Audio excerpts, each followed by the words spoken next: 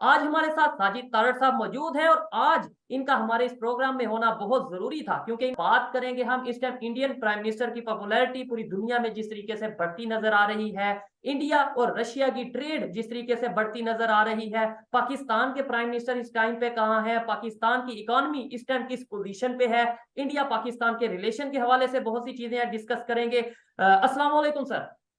वालेकुम सलाम। Thank you चौर साहब, थैंक यू सो मच। चौर साहब, मैंने सबसे पहले तो मैं शुक्रिया अदा करना चाहूंगा अपने भारतीय दोस्तों का, भारतीय जिन्होंने जो इतनी इज्जत अफजाई खासकर करते हैं और मेरी इस बात को इतना उन्होंने किया। मैं अब I am feeling very honoured, humbled, और शुक्रिया मेरी तरफ से बहुत बहुत। मैंने उसमें कुछ वजूहात बताई थी कि इस वक्त मोदी साहब की पॉपुलैरिटी की वजूहात क्या है, और मैंने उसमें कोई भी ऐसी चीज जो है जिसको एग्जैजुरेट नहीं किया था, बिल्कुल हकीकत में सारी चीजें बताई थी कि किस तरीके से पिछले साल 2 साल से वो मुसलसल ना सिर्फ भारत को, भारतीय करेंसी को, भारत की इकोनॉमी को, भारतीय डायस्पोरा को किस तरीके से वो प्रमोट कर रहे हैं और वो इसमें कितने कामयाब हैं। मैं यहाँ ये जरूर बताना चाहूंगा कि मुझे ये बताना चाहूंगा लाजमी कि मोदी साहब के इस दौर को या भारत की तरक्की को देख रहा हूं, मुझे गुप्ता डायनेस्टी, अशोका सिविलाइजेशन, मुझे सारी चीजें वो नजर आ रही हैं। जब कभी भारत इस पूरी दुनिया की बहुत बड़ी सिविलाइज नेशन थी, ये जो यूनाइटेड इंडिया था, जिस तरीके से मैंने आपको बताया था कि मैं मुसलसल रिसर्च कर रहा हूँ टेक्सला यूनिवर्सिटी पर, चाणक्य आचार्य के ऊपर इनके साथ, और मैं बुक पढ़ रहा हूँ अर्थशास्त्र। तो मैं इसमें कोई शक नहीं है कि वो दौर दोबारा आने वाला है जब Bharat will be the sole super power. लेकिन इसमें मोदी साहब जैसे लीडर का होना बहुत जरूरी है।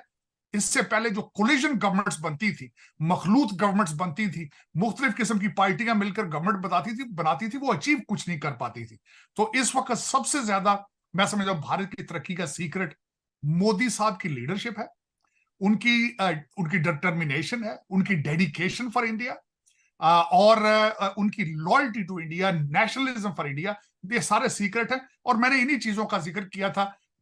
एक एक कंट्री को, एक कौम को अगले लेवल पर लेके जाते हैं, और मैं हमेशा इस बात का जिक्र करता हूं कि काश दूसरे ममालिक में भी ऐसी लीडरशिप पैदा हो, ताकि वो भी जो यूनाइटेड वोटर्स के लिए, लोगों के लिए काम कर सके, बजाय सियासत तनकीद बराए तनकीद और अपनी सियासी पार्टियों की मोहब्बत में वो फिर वोटर्स को तंग करते हैं। तो मैंने इन्हीं चीजों का इशारा किया था और मैं I am very proud of India, matter of fact, क्योंकि मैं जिस तरह भी है, मैं एक साउथ एशियन हूं, मैं खुद, मेरी बड़ी मुमासलत है भारत के साथ।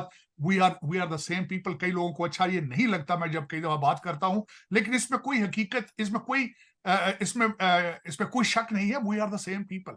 हम खाते एक जैसा है, पीते एक जैसा है, सोचते एक जैसा है, हवाएं एक तरह की हैं, हमारी शक्लें एक जैसी हैं, हमारा डीएनए एक जैसा है। चाहे आप सॉरी सर, मैं इस बात से सहमत नहीं हूँ। भले ही बंटवारे से पहले ये सारी चीजें एक थीं, लेकिन अब आप ऐसे नहीं हैं, इसलिए हमें पूरा चावल और शांति मिलती है। नफरत में किसी तरीके से भी उसको डिवाइड कर लें, इट डजंट मैटर। लेकिन वी आर वन पीपल इस रीजन में, जो एक कभी एक यूनाइटेड इंडिया होता था। We have lot of similarities.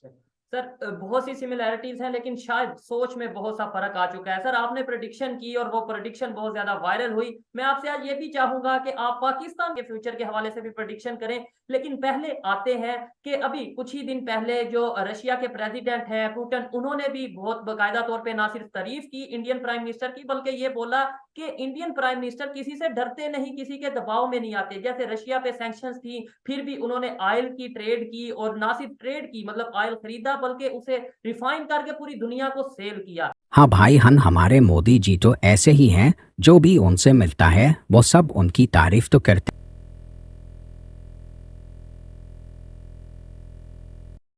क्या समझते हैं सर, क्या वजह, ये दुनिया की बहुत बड़ी आबादी है, इस वजह से इंडियन प्राइम मिनिस्टर नहीं डरते किसी से, या उन्होंने आईएमएफ या वर्ल्ड बैंक के पैसे नहीं देने इस वजह से नहीं डरते, या फिर उनके साथ उनकी पब्लिक है इस वजह से वो किसी से नहीं डरते? आप क्या कहना चाहेंगे? सबसे पहले तो चॉइस ऑफ जो लीडरशिप होती है, उसकी सबसे बड़ी एबिलिटी होती है कि लीडर एक डिसीजन लेकर फिर उस पर डट जाता है।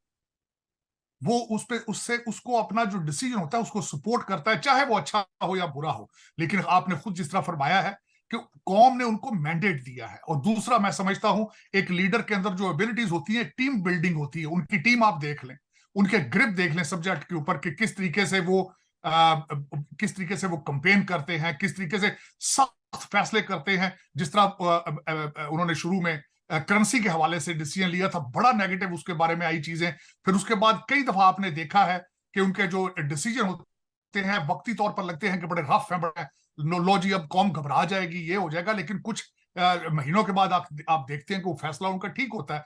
ये एक मेरे ख्याल में एक अच्छे लीडर की, एक ताकतवर लीडर की एक खासियत होती है कि वो इसको डरना नहीं कहना चाहिए, इसको कहना चाहिए कि वो स्ट्रॉन्ग फैसले कौम के लार्जर बेनिफिट के लिए फैसले लेता है और फिर उस पर डट जाता है। और मेरे ख्याल में इस वक्त जिस तरह मैं आपको एक और छोटी सी चीज बताना चाहूंगा कि दुनिया के अंदर नेशनलिस्ट मूवमेंट्स चली थी हर जगह पे।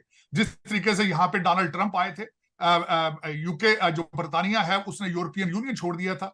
मैक्रोन है, सबसे छोटा वो सदर है लेकिन ही इज फ्रेंच। फिर स्प्रिंग राइजिंग आई मिडिल ईस्ट में, इमरान खान साहब आए। ये भी सारी एक नेशनलिस्ट मूवमेंट्स थी। भारत के अंदर जो है मोदी साहब आए थे, लेकिन सारी मूवमेंट्स खत्म हो चुकी हैं। लेकिन मोदी साहब इज स्टैंडिंग अलोन। इसी वजह से ही is the most popular leader right now in the world.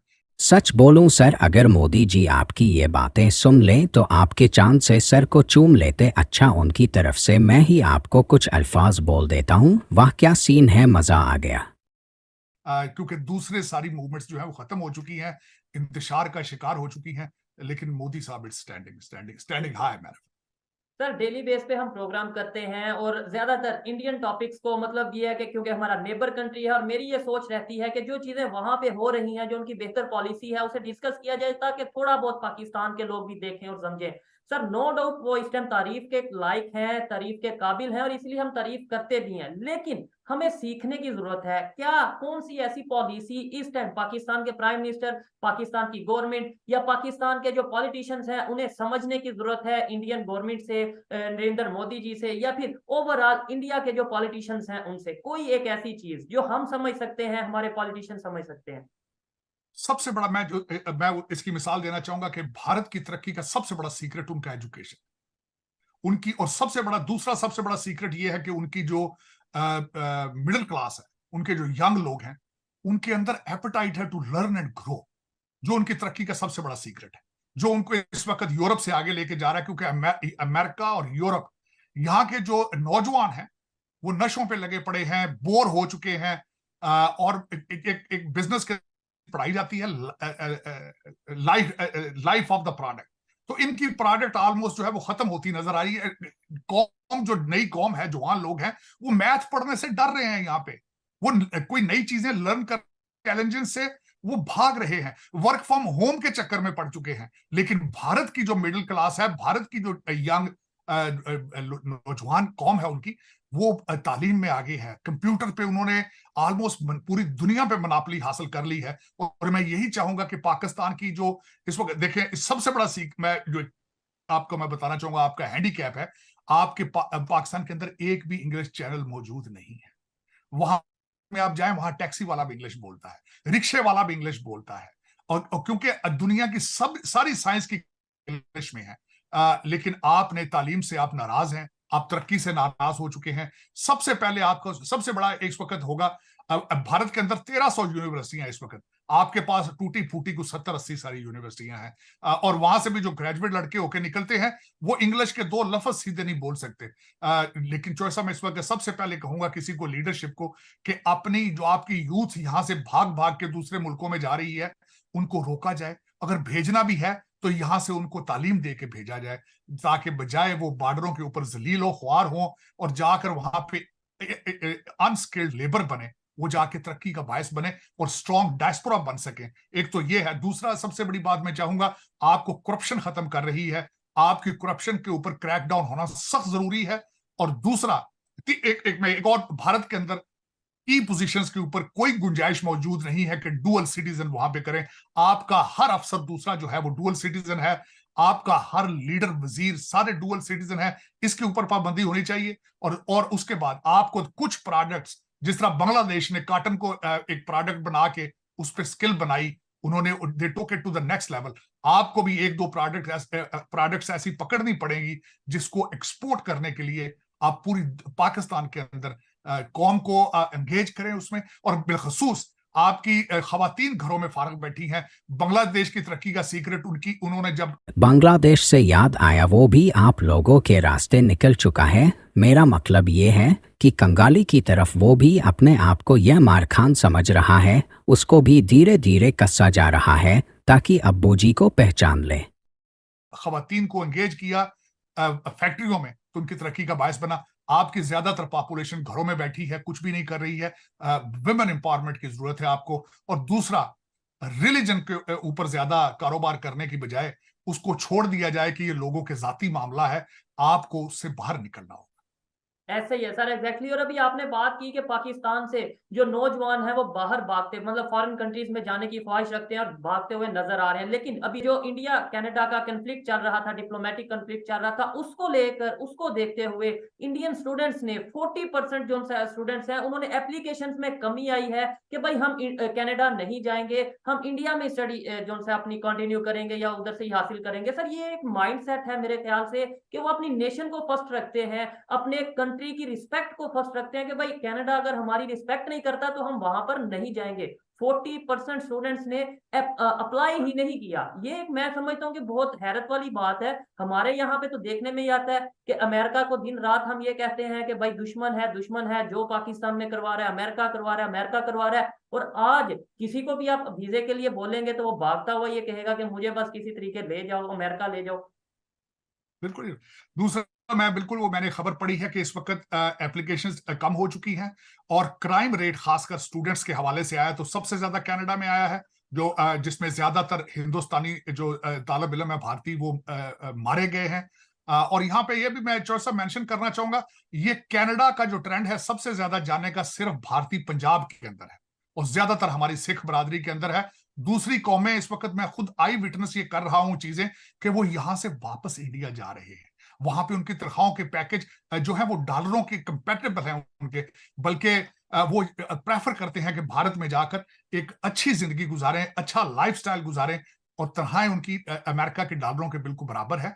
और होना भी चाहिए इस वक्त, क्योंकि इस वक्त तरक्की है। हर दूसरी जो प्रोडक्ट है वो भारत के अंदर मैन्युफैक्चर हो रही है। जिस तरह आप फार्मास्यूटिकल ले लें, आप मोबाइल फोन ले लें, आप टेस्ला ले लें, आप उनका डिफेंस कॉन्ट्रैक्ट उनके देख लें जिस तरीके से, तो हर चीज वहां होनी है। वहां भी तो उनको तालीम की जरूरत है।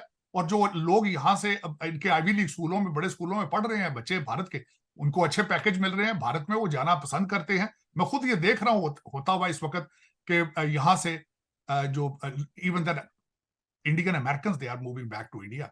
अभी खबर ये भी आई थी कि चाइना और जो सा कॉरिडोर उनका BRI के नाम से जो चल रहा था, बहुत बड़ा प्रोजेक्ट था। बहुत से ऐसे कंट्रीज हैं, खासतौर पे इटली ने ऑफिशियली अनाउंस किया कि भाई हम इस प्रोजेक्ट से साइड पे होते हैं, हमारा इस प्रोजेक्ट से ताल्लुक नहीं है। क्या समझते हैं इंडिया और इटली, इंडिया और रशिया, इंडिया और USA, ये सब कंट्रीज आज आके इंडिया के साथ अपने रिलेशन, इवन इंडिया और UAE, इंडिया और सऊदी अरेबिया, ये सब कंट्रीज क्यों आज के दौर में अपने रिलेशन बेहतर करने की तरफ मतलब ख्वाहिश कर रहे हैं कि इंडिया के साथ रिलेशन बेहतर हो? उसकी वजह यह है कि एक तो उनकी पॉपुलेशन है, दूसरा लॉ एंड ऑर्डर बेहतर है वहां पे, और तीसरा उनकी जो यूथ है, इसे एजुकेटेड यूथ है। इस वक्त आप देखें तो किस तरीके से वो बाहर जाके उनका जो टेक्नोक्रेट बन जाते हैं, जो भारतीय जब एजुकेशन साथ लेकर जाते हैं। ट्रेंड उनका देखें, एवरेज जो जा रहा है वहां पे, either he is a bachelor in engineering है या मास्टर्स है उनके पास।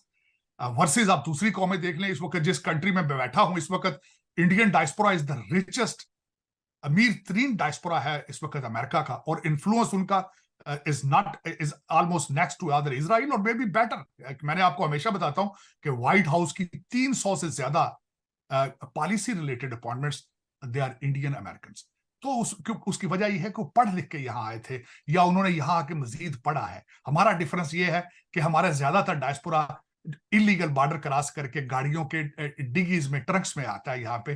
फिर वो क्या करेगा? वो यहाँ से आता है, वो $1 कमाता है, दूसरा $1 उधारा लेकर पाकिस्तान भेज देता है, और वहां पे वो फिर आपको पता है, और फिर वही $1 वापस आ जाता है। वो जो आपके वो रूलिंग एलीट है, वो वहां उसी को रिश्वत के किसी चक्कर में करके अपने बच्चों के खर्चे के लिए लंदन और टोरंटो ले जाते हैं। लेकिन दिस इज रॉन्ग। आपको तालीम पे तवज्जो देनी होगी, इसके बगैर गुजारा नहीं है आपका।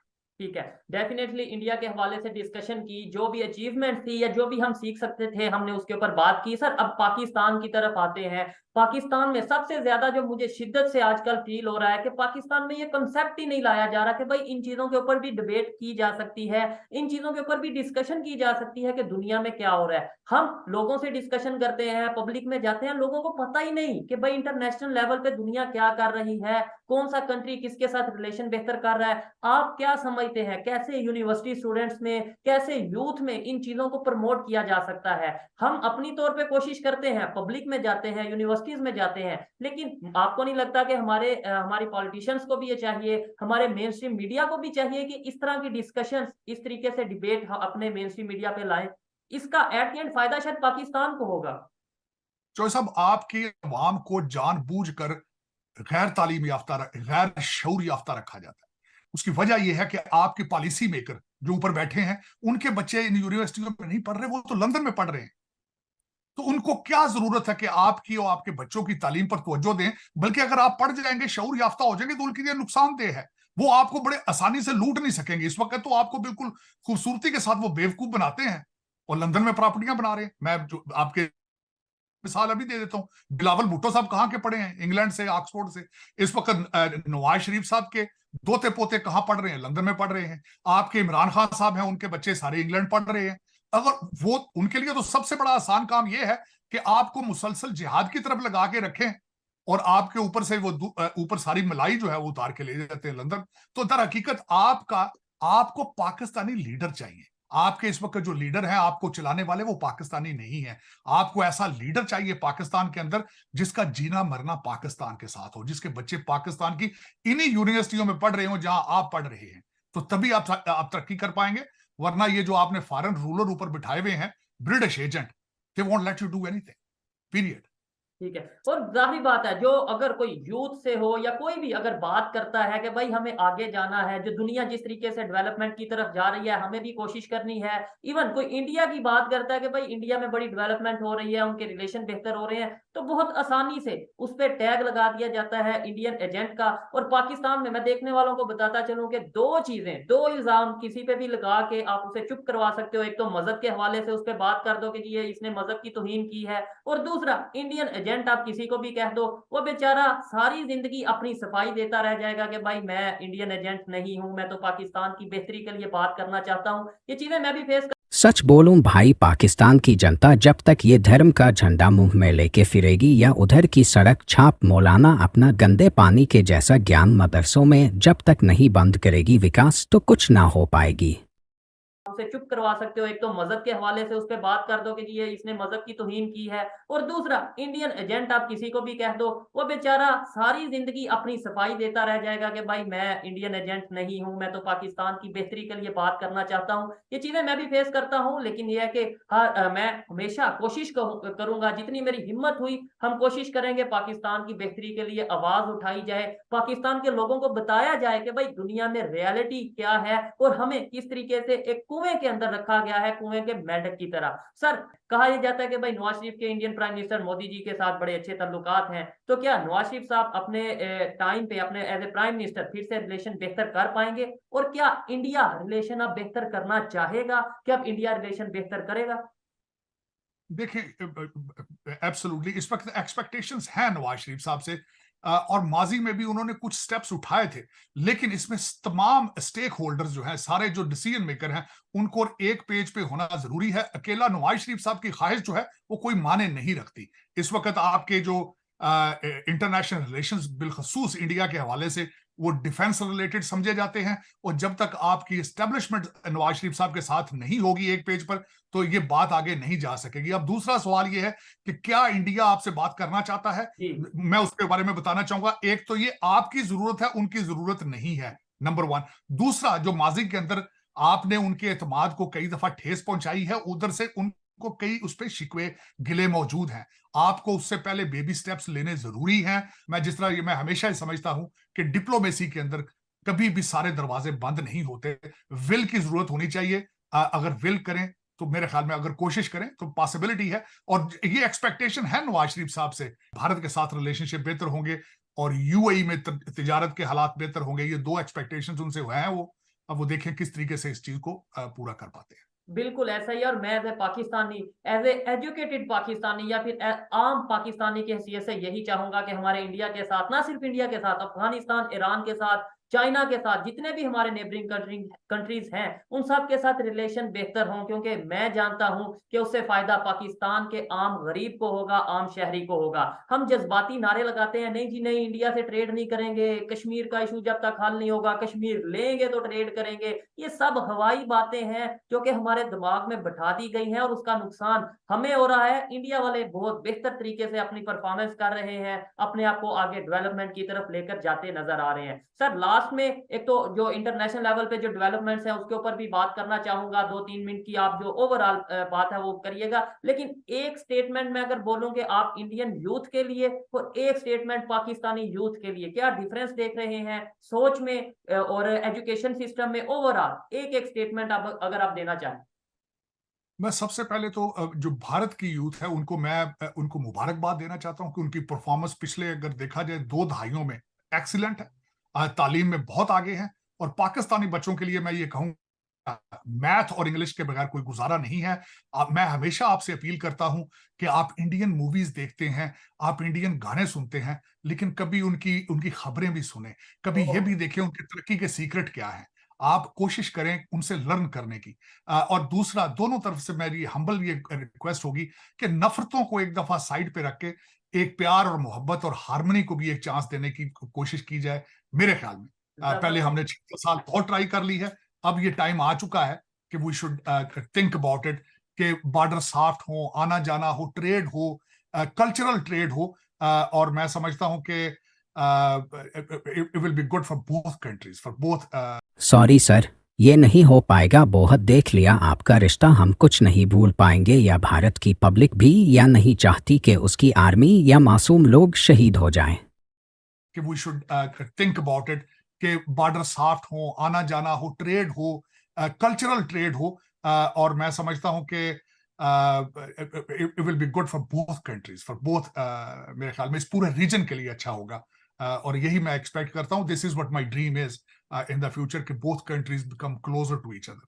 अब मैं चॉइस ऐसा ही है। और बहुत से लोग ये कहते हैं जी भाई कुछ नहीं हो सकता, आप जितनी भी बात करते रहो, चाहे यहाँ से बात हो वहां से बात हो, जब तक अदारे या जब तक पावरफुल लोग नहीं चाहेंगे रिलेशन नहीं बेहतर होंगे। मेरी पर्सनल ओपिनियन ये है कि जब तक people to people, public to public connection नहीं होगा सोशल मीडिया के थ्रू या मुख्तलिफ प्लेटफॉर्म्स के थ्रू, जब तक हम उन्हें नहीं सुनेंगे वो हमें नहीं सुनेंगे। नो डाउट बहुत सी खामियां होंगी हम में, बहुत से इश्यूज होंगे हमारे, लेकिन जब हम बात करेंगे सोशल मीडिया पे, जब हम एक दूसरे के लिए एक अच्छी उम्मीद, अच्छी सोच रखेंगे, तो कहीं ना कहीं गवर्नमेंट चाहे यहाँ की हो वहां की हो, एक टाइम आएगा कि मजबूर होगी कि भाई अब रिलेशन बेहतर होने चाहिए, बॉर्डर सॉफ्ट होने चाहिए, ट्रेड होनी चाहिए, और ये पाकिस्तान की गवर्नमेंट को ज्यादा सोचने की जरूरत है। सर लास्ट में हम बात करेंगे इंटरनेशनल लेवल पे जो भी डेवलपमेंट्स हैं हमास और इसराइल को लेके, इसके अलावा अगर इंडिया और कनाडा की बात करें या ओवरऑल क्या कहना चाहेंगे आप?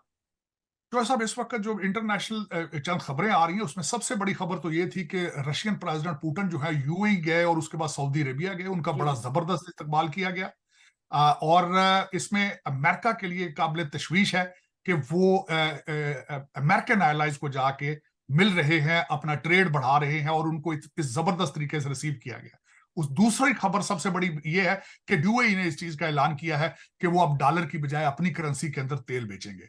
उसके बाद जो अगली सबसे बड़ी खबर ये है, बल्कि खबर कम है, मुझे मजाक ज्यादा लगता है, हमास के लीडर हैं, उन्होंने इस्लामाबाद में एक वीडियो लिंक पे खिताब किया है और पाकिस्तान के बारे में 2 लफ्ज उन्होंने कहा ये बहादुर कौम है और मुजाहिदीन है, और हम इनसे मदद की इनको कहेंगे इजराइल से करें। मैं समझ रहा था कि उन्होंने वाकई मजाक किया है। भाजन साडे को तो टीटीपी नहीं संभालन पी होंगी, तुसी कहंदे इजराइल के गल पै जाइए।